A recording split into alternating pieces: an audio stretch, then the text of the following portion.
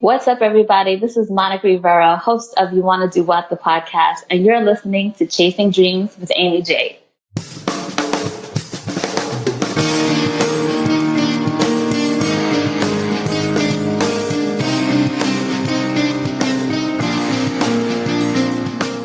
Welcome to Chasing Dreams podcast with Amy J.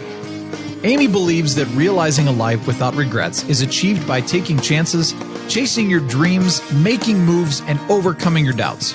The Chasing Dreams podcast will help you overcome life's obstacles, believe in your potential, and inspire you to face your fears.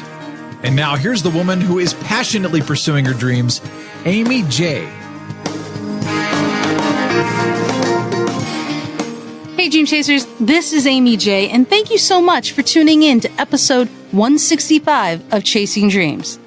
Before we go any further, guys, a word from our sponsor. This episode is sponsored by our Patreon campaign supporters. Thanks to all of you for not just your monetary support, but for also believing in my mission to help inspire, empower, and equip people to chase their dreams. Your help makes it possible for me to continue that work. For more information on our Patreon campaign, and or if you'd like to donate $1 a month to help keep the show going, you can learn more at amyj21.com/Patreon. That's Patreon, Patreon. Dream Chasers, I am talking to my new friend, Monica Rivera. Monica is a New York City-based podcast producer, consultant, and speaker, living a life full of experiences by shaking up routine and challenging conventional thinking. She's the host of the You Want to Do What, a weekly podcast heard in over 70 countries. You Want to Do What is a podcast about exploring interests, about allowing ourselves to change, choose, and try, whether it's a lifestyle, hobby, fitness transformation, career change, or a bucket list item. Guys, we had so much fun talking that I can't wait for you to listen. So without further ado, here's Monica. Monica, I am so stoked we have finally been able to connect. So am I. This has been a long time in the making, mostly my fault. So thank you for allowing me to be on your show. I'm happy to be here. Guys, Monica was introduced by a mutual friend and former guest, Greg Clunas, who was on the show. I will link his episode in the show notes, and he introduced me to Monica, and I was like, yo, Monica's doing some dope things. We need to have her on the show. And then we actually met at Podcast Movement. Yes. And we just could not connect, though, because you're busy, life, I'm busy, but finally the stars have aligned and you have been able to grace us with your presence. See, now you're setting up the expectations way too high. I'm just happy to chat with you. And yes, finally, we are here. We're talking for an epic interview. Listen, I heard about what you're doing and I was like, this girl is helping and making a difference in the world. Seriously. So you're doing this podcast. It's called You Want to Do What? And I was like, what is that about? And it's interesting. And so before we get to the podcast, because I get so excited, I'm like, let's talk about it. But let's talk about you for a second. When you were young, what was little Monica's dream?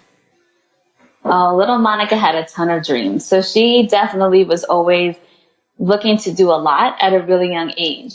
So I remember I first wanted to be a singer. Mm-hmm. And I remember I sang Greatest Love of All to my mom and said, hey, you know what? I think I'm going to sing this song in the talent show. And I stand up and I'm like all excited. I'm singing the song to her. And I remember her looking at me and saying, you know what? I have this thing with my ear. Like I can't actually hear if the song sounds good. And I was so little that I didn't get it. I just thought, oh, okay, my mom just can't tell if the song sounds good. She loves music, but I guess she just doesn't know. And it wasn't until years later, I was like, wow, my mom played me. She didn't want to hurt my feelings. So she totally lied to me. And so then after that, it was really weird because like the next thing I remember wanting to be was a Supreme Court justice. And I wanted to be the first Latina Supreme Court justice. So really different dreams, but it kind of shows you what my personality was like. And I still continue to be that person. That's awesome. Props to your mom for letting you down easy. The fact that years later is when you figured that out. I'm surprised you remembered that. I have, like, I actually just talked about this earlier today with someone. I have a dangerously sharp memory, which some people love and some people, particularly if I'm in a relationship, kind of hate. Mm-hmm. But I have a really good memory. I do. I mean, that's interesting. So when you were growing up and things were changing in your dreams, did you go to college? I did. Mm-hmm. Did you pursue law if that was your dream before? No. So funny thing happened on the way to college. So I had all these dreams as I was growing up, and a lot of them had to do with things that were creative as well. So the Supreme Court justice thing was a little bit of an anomaly because it was also like a singer and an athlete, a writer, and I'd enter all these writing contests and I would actually win, and it was pretty awesome. And I remember I had a teacher who, again, told my mom, I think she can really be a great writer. And my mom is like first generation. She came to this country from Cuba. Mm-hmm. And she said, no, I think you're too smart for that. You're not going to make enough money doing that. And she didn't see like that there was a possibility to still earn a good living while doing something creative. So she was all about, you have to pick something stable. And I went into economics, and that was my major in college. Super boring, super bland. Sorry to anybody who was an econ major, but it wasn't really my bag, mm-hmm. but I knew that it would kind of get me onto that corporate ladder, which at the time is what I thought I wanted to do. And so now what do you want to do? I want to tell stories. So podcasting is just kind of a tip of the greater piece of what I have in store for myself. But ultimately, I want to amplify voices. I've always been someone who's really curious about understanding the why of things happening. And really trying to kind of pursue either why someone doesn't go after the things that they want or why someone has chosen certain things in their path. And I want to continue to tell those stories. And hopefully by sharing those stories, I can influence other people to take that step and do the things that they want to do. So what's interesting to me is, because it's very difficult sometimes to get that voice out of your ear about, stability and safety and, not being a creative. Because you're right. You're absolutely right. I think it's the same for Indians, mm-hmm. and probably for other races where, lawyer, engineering, economics, math, mm-hmm. sciences, those are the doctors. Those are the stable, safe areas. But, truth be told, if we didn't have the creatives, the world would be a very different place. And exactly. So I'm curious, when did you embrace the creative side? Does that make sense, or where I'm trying to go with that? Sense. Yeah, okay. No, absolutely. I think I always embraced it just on the low. So I always continued to write. I just didn't share my writing with anyone. I would say about 5 years ago, I picked up a camera and I said, I'm going to just take photos as I walk. And then I thought, this is a really great sort of like mindfulness place for me to be in, because one thing about being a photographer is that you look at things differently. So if you walk the same neighborhood, you're forced to kind of see that same neighborhood in a different way when you do something related to photography. Sure. So once I started to do that, I bought a camera, and I would actually rent out cameras just to kind of test it to see if I liked it, a little try before you buy. And then my best friends actually gifted me with my first professional camera. Oh, that's so and sweet. So I did that. Yeah, they were awesome. And so I did that, and I would rent different lenses. Then I'd buy those lenses eventually. And I just started to take a lot of photos. And that was another way that I expressed myself. And I'd listened to podcasts for probably 10 or 12 years. And I finally said, you know what? I think I'm going to start one of my own. And it took me a really long time to get there, from when I actually bought the mic to when I actually used it. But eventually I did get there. And you're doing such an amazing job kind of sharing. I mean, speaking of telling stories, that's what you do, is tell stories. It's just the fact that you're doing it on such a large level, right? So you went from being a creative on the low to being a creative out in the open. And has sharing podcasting stories or stories through podcasting been what you expected? It's been even more than what I expected, honestly. So I spent the first 6 months of my show was just solo episodes, because I wanted to feel more comfortable behind the mic before I brought a guest onto my show.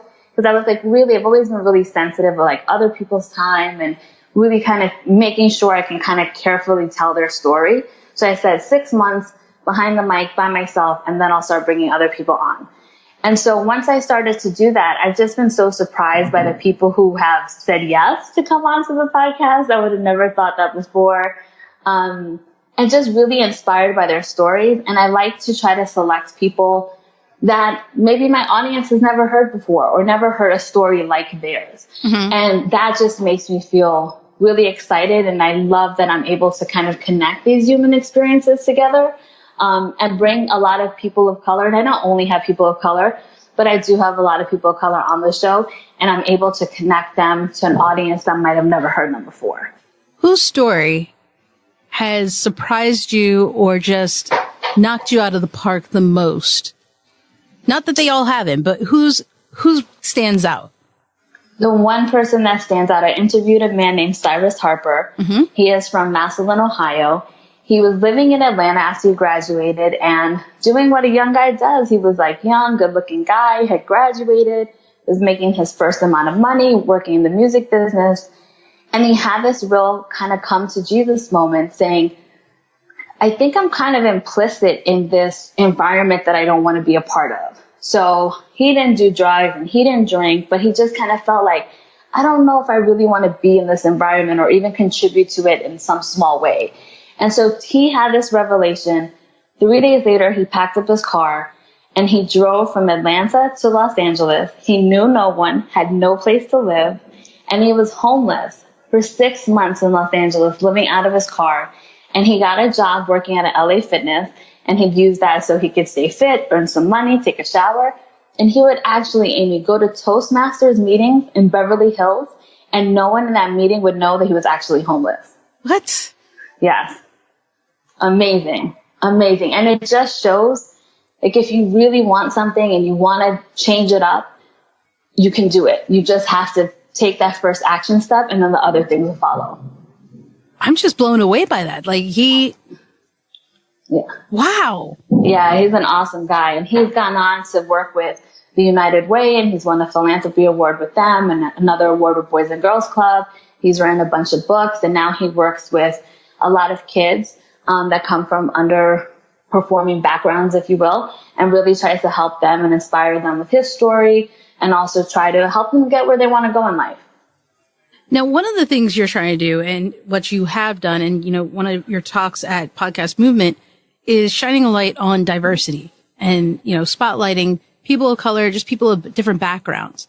And I'm curious because one of the things, you know, for me, also looking for people who are dream chasers, have you found that there are more than you expected? And then just, people just don't know. More than I've expected of to find dream chasers. Like they're out there. It's just, you know, out of sight, out of mind. Dream. Yeah, everyone has a dream. Yeah. I think that what I learned, and so for the reason why I started my show is because I was in this corporate job and feeling like all of my lights were dimming. So if you think of a Christmas tree and like first one bulb goes out on a string of lights and you don't really notice it, and then a second one, then eventually you come home and you're like, isn't that tree looking a little janky? Like, what's up with our tree? And it's because the lights are going out in your tree. And that's kind of how I felt with myself. Like first it was just one thing. It was like, okay, then another thing. And I just thought, I'm not discontent. I'm really unhappy doing this. And I'm not getting opportunities that I'm asking for. And I think it's because these aren't the doors that are for me. And there has to be other people that have been working a job for a really long time or in a certain career that feel like, what happened to the person that I used to be? And what happened to all of those goals and dreams that I had on my list before? And that's how I started my podcast. And I'm really honest about it. I say I initially started it for me because I needed to dig myself out of the hole that I was in. And hopefully that would resonate with someone else. And I found that it actually does. And a lot of people do have these dreams. We just get so conditioned to go to work, take care of the kids, or, you know, go watch Netflix and chill and then kind of rinse and repeat, that we forget like, oh, that's right. I used to love playing basketball. I used to love drawing or painting. I used to love going on road trips. And you just kind of have to do that thing once to remind yourself of all the great things that came with it. And then you're golden. It sounds so simple when you say it, right? But you're absolutely right. We forget that so easily. I find that kids are so fearless. 100%. Right? Yes. My 8-month-old niece is so fearless. Like she thinks, like, so she scares us on a daily basis by trying to stand on uneven surfaces. Oh my goodness. And she can't fully stand yet. But to her, she's like, I can absolutely stand. It doesn't matter that my leg is like up by my shoulder. I got this. And it's like, no, baby, you don't have this. But to her, she's like, I can do anything. And I just love that mentality. My 7-year-old niece is still there in a lot of ways, but I could even see at 7, she's starting to become a little bit fearful of certain things. Mm-hmm. And when I see that, I think, oh, what can I do to try to help break that so she can just stay in this place of bliss a little bit longer? Have you come up with an answer? Because that's, I think, the key to it all, right? How do we hold on to our fearlessness while growing up? I think a lot of it, and it sounds like so trite and cliche, but you have to still do it even though you're fearful. So for me, when I first sat down to record, I was completely fearful. My first episode is trash. Like, it is trash. I look back on it, I'm like, why did I even think it was a good idea to start a podcast that way? It was a mess. But I leave it up there so that people can still hear. It is messy. It is not polished. And hopefully if they hear the first episode and then the most recent, they're like, okay, that's growth. But it's because I needed to do that. I needed it to be imperfect because I just needed to get it out there. And I didn't care. Like, I kind of cared, but then I didn't care because, again, I knew I had to do it for myself. And then once I did it once, I said, okay, I'm going to make sure episode 2 isn't as bad as episode 1. And I just kind of said, every week you're going to sit down and record. And then eventually you'll look back and you'll have all of these moments that have been strung together into like a year and a half of podcasting. And now looking back, right? And how much do you think you've grown? I know the answer to this, guys, so I know it's a setup question, but I need her to say it. Yes, I have unequivocally grown in many ways, even beyond just as a podcaster, but as a person. I think I've grown in terms of my interactions with people, like the things that I'm willing to try and experiment with, like all of those areas I've been able to grow in. Is there something or someone, is there someone you want to have on the show, like a dream guest? Oh, I have so many dream guests. Like, it sounds crazy because I'm sure everyone says this, but like Oprah would be my dream guest. Okay. And for me, like, I grew up in the hood in the Bronx. And so there weren't a lot of role models for me growing up. And every day at 4:00, I would turn on Channel 7 or ABC in New York, and Oprah would be there. And I would just hang on every word because to me, Oprah epitomized what was possible. And it was just something that I needed. And so there's that connection. There's something about watching someone when you're in your formative years, doing something that you're like, wow, I think I could do this. I don't know how I could get there, but I think eventually I could move out of the hood, or I could be successful, or I could have the job that I want to have. That really becomes really sticky. And because I watched her at those ages, she will always be that sticky person for me. She'll always be the guest that I want. Let's talk about Oprah for a second. Go for it. Because you're doing something similar to what Oprah's doing. I'm doing something on a different avenue, but both of us are both trying to encourage others. What was it about Oprah, though, that not only brought everyone to their TV set like you and me, but even to this day, she doesn't have a talk show anymore. I mean, she has Super Soul Sunday, but What is it about Oprah that, like you said, she was a model for possibility, right? But because she was a talk show host. I don't want to minimize Oprah. So Oprah fans, please do not jump me. But she is a person just like you, just like me. Again, don't jump me, Oprah fans. She is just a person. But what is it about her that is amazing to all of us and represents that possibility? What do you think? Well, let's just say Oprah hives. Don't jump into Amy's mentions. Like, we both love Oprah, so just leave Amy alone when it comes to this. Right. So I think for Oprah, I don't know. I think it's a couple of things. One, she's a person of color. It's a woman. I think even Oprah going through her weight struggles, for me, as someone who's fluctuated with my weight, that was something else that I could identify with. And she was so open about, I really want to be this size, but I struggle getting there. And I have all this money in the world, but I still struggle just like you do. And there was just something about it that felt so authentic.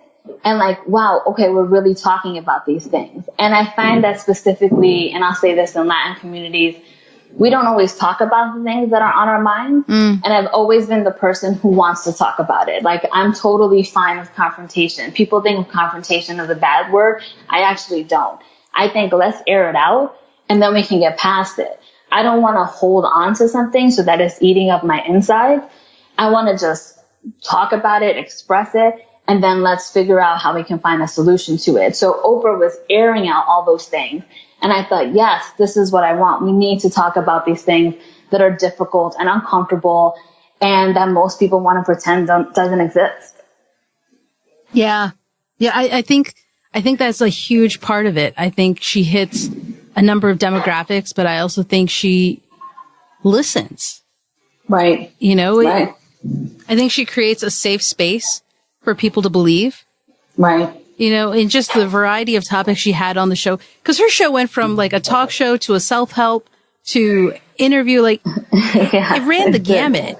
It did. Yeah. It went through lots of iterations. I think about like those earlier shows that she even talked about in later years, kind of succumbing to what producers wanted her to do and maybe having some people on the show that were a little bit more salacious. And then she got into the state later on where she was like, you know what? Like, my name's on this building and my name is leading this show. Like, I'm going to choose the topics that feel right to me. And I mean, isn't that what we all want, to eventually be able to make our own choices and call our own shots? Like, there's something that's so boss about that. And we admire those people because I think inside of us, we'd love to be able to do the same thing. Do you think this next generation, the millennials, you know, I actually don't know what the generation after millennials is. But Gen Z. I just heard that. Yeah. Is that who they are? Mm-hmm. Gen Z, if you're listening, props, shout outs, chase your dreams. So the millennials, because I think they're more aware at the point and maybe listening to this episode. Do you think that the Gen Z has to do something with their mindset that would prepare them best for chasing their dream? I actually love the Gen X and the millennials and the Gen Z people, actually. So I know it's weird because like my generation is supposed to start to like shift more towards get off my lawn kind of mentality. And in some ways I can do that. And I always check myself like, oh, Mo, like, look at you. You're like the get off the lawn person. But then in other ways, I kind of really love like their attitudes and the way that they're approaching life, because I think that, at least for me, it was conditioned of like, you get this job, it's like a stable job, and then maybe you move once or twice. But for the most part, you kind of choose this one thing and you stick with it forever. And I love the fact that younger generations are saying, why do I have to do that? I don't need to subscribe to what you subscribe to. If I think that I can do it a different way, then I'm going to try that. And I love that they do that. And I think sometimes a lot of the hate from older generations actually comes because we didn't necessarily do that, or we didn't have that blueprint, or whatever the case was, to be able to say that. And there was a bunch of reasons why. We didn't have technology. We couldn't just start our own podcast back then, or start a YouTube channel, or whatever those cases is. So now the access makes it a lot easier to create your own job. But I love the fact that they're still willing to go out and do that. It remains to be seen how that plays out in the long run.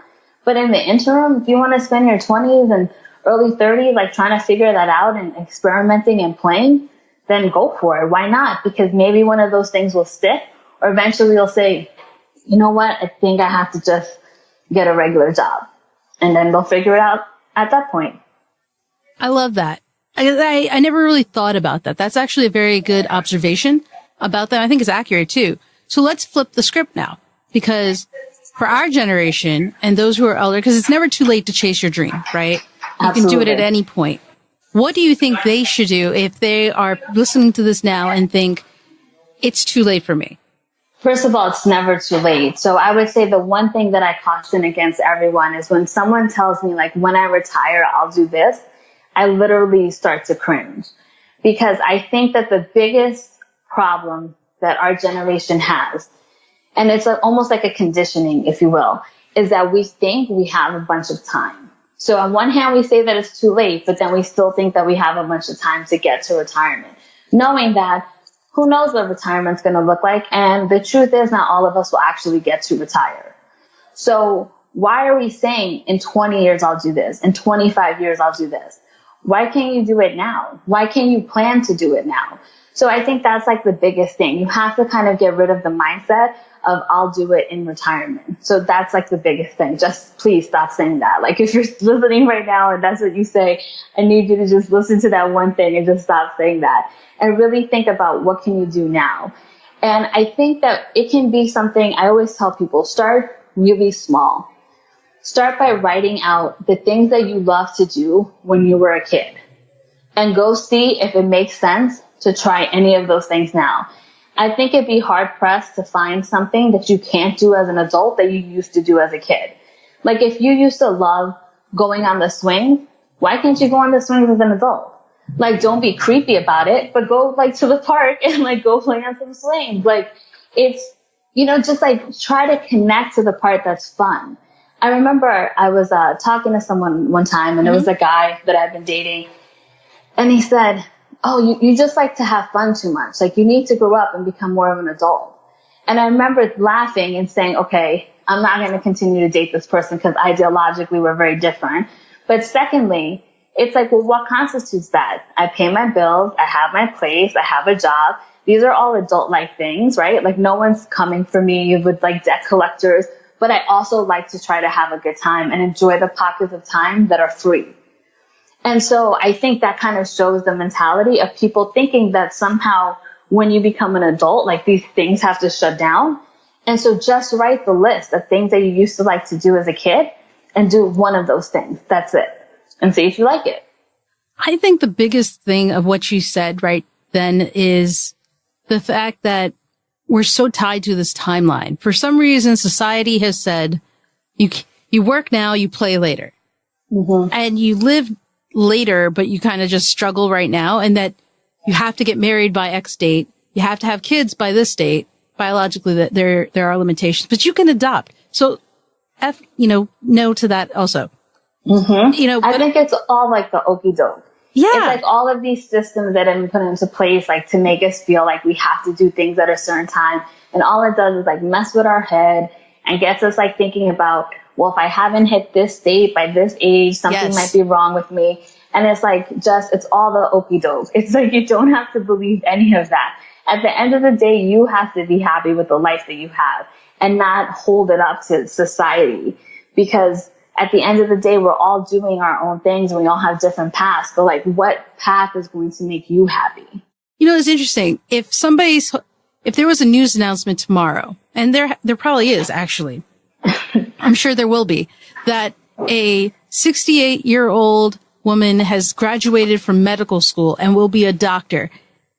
I am hard pressed to find anybody, I'm sure I would be, who would belittle her for what she has done. In fact, I think everybody would be amazed and complimentary and just cheering her on.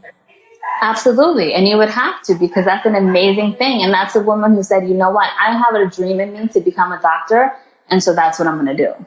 But the part, right, is the fact that we're cheering her on is great. But I think what I'm always surprised by is why more people aren't doing that, embracing it. Like there should be more people we're cheering on, whether it's the 68-year-old going to med school and graduating, or the person who's changed their mind from being a lawyer and is now a food truck driver, but is so passionate and great at what he does. I think being comfortable is like a really nice place to be sometimes, and you don't even realize like how it can just be uncomfortable. So like if I were to think about if someone was trying to lose weight as an example, and you say, okay, well, do you take the train every day? And the person says yes. And you say, okay, well, why don't you get off at one train stop before the one you get off now? So maybe instead of a 5-minute walk home, you'll have a 15-minute walk home. Most people will be like, oh, 15 minutes, that's so much longer. It's 3 times. I'm not going to do that. But really, what are you doing? So when you get home, you're not wasting 15 minutes doing anything. Like you're just completely like reading books, like getting shit done, like for 15 minutes, like absolutely not. But it's like that comfort is so warm if you think about it. And it does require a certain level of discomfort in order to first try it. Like this is new. I have to create a space for it. I have to create time for it. There was a woman that I worked with, and I remember saying she had this huge passion for antiquing. And so she and her husband used to go on the weekends and they'd go antiquing. They were really great at it, and they'd be able to pick out these wonderful finds. They opened up their shop. And she said, but I closed it down because I was like missing my shows and I wasn't watching, like I was behind on my Netflix thing and it was just too much work. I didn't want to do it anymore. And I just remember thinking, is that really why you don't want to do it? Because you were missing like the Netflix show that's going to be there probably for eternity. I think it was just, it felt too uncomfortable for her. And then later when I asked her about it, she said, well, I was kind of worried that maybe this job would find out that I had it. And I just thought I shouldn't do it anymore. And so again, it shows you, it wasn't about Netflix. She had this fear. Yeah. That, well, what if I kept going for this? And then it got so big that the company found out. And instead of thinking, if it got so big, the company found out, maybe that means I'm really successful. She looked at it as, oh, but then I'll lose my job. So she never saw the positive part of it. She only saw the negative. Yeah. That's a great point. Mm-hmm. I think we have a hard time. I mean, I think we honestly can say that there's a difficulty in this country, around the world, even embracing different. Yes. Like if it's not traditional, if it's not something, that you've heard of, it's not right. And the truth of the matter is, that's probably what's wrong. Exactly. I 100% agree with that. 100%. Be different.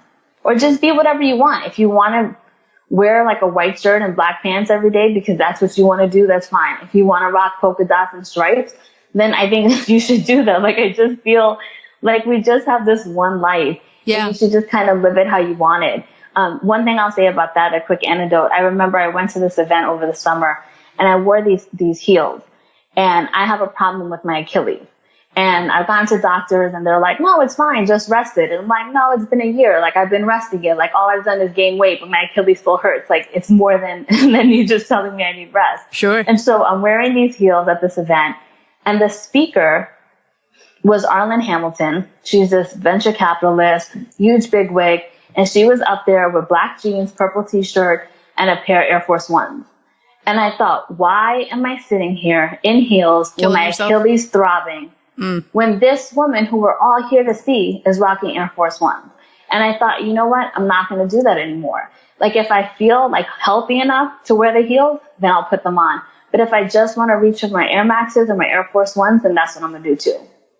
That's awesome. Yeah. Yeah. Why not? Yeah. Like, why kill yourself? Yeah. When honestly, is anyone really going to remember? But the thing is, even if they remember, like, sometimes I think about it, like in that particular room, I think, am I going to see any of these people again? Yeah. And let's say maybe I see 5 of those people again. Well, if I'm seeing them again, then we probably established a connection that went beyond just what I was wearing, right? So they didn't care if they still wanted to like talk to me and hang out with me after this. So I'm not going to care. And so I think about that too. A lot of times I say, when are you going to see these people again? And I remind myself of that when I think of those things in terms of, what am I going to wear? Do I feel uncomfortable? Am I embarrassed to, give this speech, or nervous to give this speech? I just kind of put myself in that mindset of take away some of that external pressure and then just go from there. I mean, you make a good point, because the other thing is, right, why should we care? Right. I mean, you live your life, they live their life. Everybody's doing great. I think judgment in today's society is very strong and apparent, and we need to kind of reel back from that a little bit. 100%. And the thing is, it's just really like nobody's going to think about it afterwards. Like someone might judge you for like 5 minutes and then they've turned their head and now they're judging someone else, or they're judging the hors d'oeuvres at the party, or their train ride going home, or the Lyft driver. Like it just shifts so quickly that it's like, just kind of don't worry about what other people are going to think all the time. And the other thing I got to say about that, because I was thinking about this recently and I just couldn't stop thinking about it. A comedian, to hear more, recently posted on Instagram that he had a bad day. And he made a note about the fact that, so often on social media, we only see the good times. Mm-hmm. That, people don't realize even the social people have bad times too. And I think, when you're judging, you don't know the full story. For sure. I posted something recently. So it was a picture, and the picture was like, yeah, I'm smiling. I'm in this ball pit at some like pop-up shop that was in New York.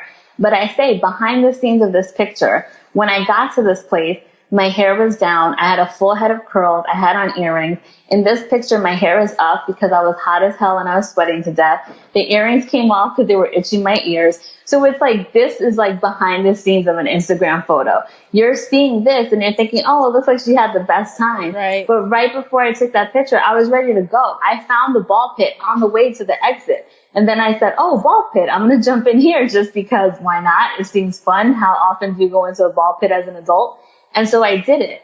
But really, I put that post up so that people would know that's not what I thought this was going to be.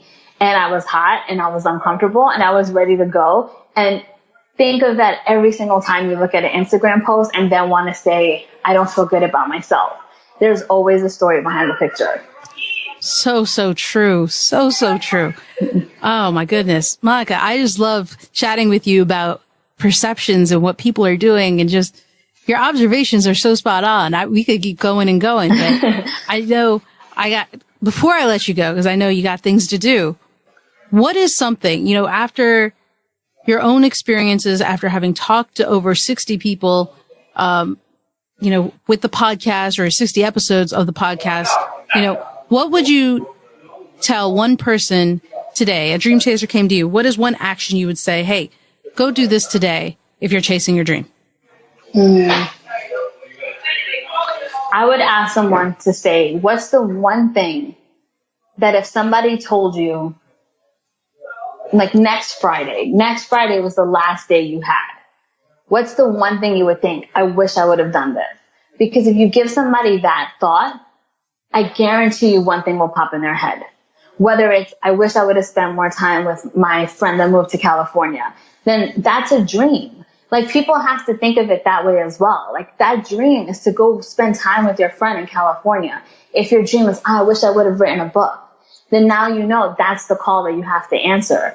But really just give yourself that space to think. It's almost like flipping a coin. You know, when you say, okay, what do I want to eat? Chinese food or Italian? And you flip a coin. You know, while that coin is in the air, what you really want the answer to be, because you feel it. So to do the same thing with yourself. Think about, if by Friday it was all going to be over with, what is the one thing I'd want to do? And then do it. Or at least start it. And then do it, guys. And start it. Listen to her. Listen to her. Monica, thank you so much for connecting, for coming on the show, sharing your wisdom. I loved every minute. Thank you.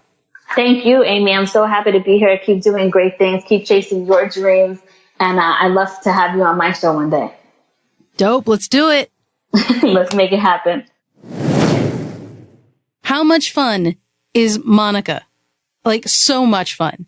And you guys can learn more about Monica and find all the notes and links we mentioned on the show notes page over at amyj21.com/episode 165. That's episode 165. Until next time, Dream Chasers, keep chasing. Thank you so much for listening to Chasing Dreams. Amy would love to connect with you and hear all about your pursuit of chasing your dreams. Connect with her on Facebook, Twitter, or Instagram via @ChasingDreamsHQ. Or you can find Amy on Twitter @AmyJ21. That's AIMEEJ21. Be sure to visit headquarters over at ChasingDreamsHQ.com for more inspiration, motivation, and resources to help with your own dream chase. We hope you'll join Amy next week, and until then, keep chasing.